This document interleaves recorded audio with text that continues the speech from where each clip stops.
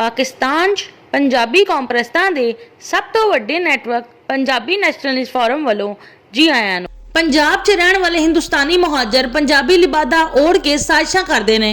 उर्दू बोलण वाले हिंदुस्तानी मुहाजर सिर्फ कराची 'ਚ ही नहीं रहिंदे बल्कि दीही सिंध ते पंजाब 'ਚ भी रहिंदे ने।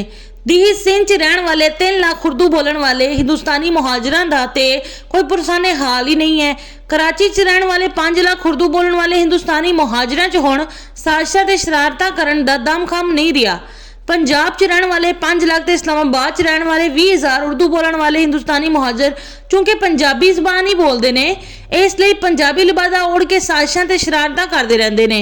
इन्हां नूं सिर्फ पंजाब तो बाहर ही नहीं बल्कि पंजाब 'ਚ भी पंजाबी समझा जाता है। पंजाब 'ਚ हिंदुस्तानी मुहाजरां दा सब तो वड्डा मरकज लाहौर है। लाहौर की आबादी का 13% हिंदुस्तानी मुहाजर ने। इन्हां ने पंजाबियों की दुनिया 'ਚ सब तो वड्डा शहर लाहौर नूं लखनऊ बना दिता है। पंजाब 'ਚ रहण वाले उर्दू बोलण वाले हिंदुस्तानी मुहाजर ने पंजाबी का लिबादा पा के पंजाब के तमाम वड्डे शहरां ते अपने लसानी नजरियाती ते फिक्री तसलत कायम किया होया है। पंजाब के वड्डे वड्डे शहरां 'ਚ सियासत, सहाफत, सरकारी दफ्तरां, प्राइवेट दफ्तरां, स्कूलां, कालजां, यूनिवर्सिटियां, मदरसा ते मजहबी तंजीमां ते भी कंट्रोल किया होया है। पंजाब तो इस्टैबलिशमेंट ते ब्यूरोक्रेसी 'ਚ जाके इस्टैबलिशमेंट ते ब्यूरोक्रेसी 'ਚ भी अपना लसानी नजरियाती ते फिक्री तसलत कायम किया होया है। पंजाब 'ਚ रहण वाले उर्दू बोलण वाले हिंदुस्तानी मुहाजर चूंकि सिर्फ सूबाई नहीं बल्कि कौमी सियासत 'ਚ भी दिलचस्पी लैंदे रहंदे ने, इसलिए पंजाबियों की सियासी जहन साजी ते पंजाब की पॉलिसी मेकिंग करन 'ਚ अजारादारी हासिल करके अपना लसानी नजरियाती ते फिक्री तसलत कायम करते रहंदे ने।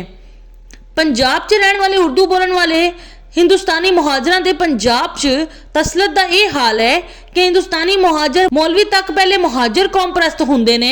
इसलिए पंजाब 'ਚ रहण वाले अबू अली मौदूदी ते डॉक्टर असरार अहमद जिहड़े हिंदुस्तानी मुहाजर मौलवी भी पंजाबियों नूं जड़ां तो खोखला करते हैं, लेकिन पंजाबी इन्हां नूं हिंदुस्तानी मुहाजर करार देण दे बजाय पंजाब 'ਚ रहण दी बुनियाद ते पंजाबी कहंदे ने, बल्कि हुण भी कहंदे ने। पंजाब 'ਚ रहण वाले हिंदुस्तानी मुहाजरां दे सब तो अहम 3 मिशन ने। पंजाब 'ਚ पंजाबी जुबान की अहमियत और जरूरत खत्म करके उर्दू जुबान नूं फरोग देना, कराची के हिंदुस्तानी मुहाजरां की समाजी इज्जत, सियासी इस्तेहकाम, मुआशी खुशहाली, इंतजामी बालादस्ती दे लई वकालत करना, पंजाबी कौम के समाजी इज्जत, सियासी इस्तेहकाम, मुआशी खुशहाली, इंतजामी बालादस्ती के खिलाफ साजिशां करना।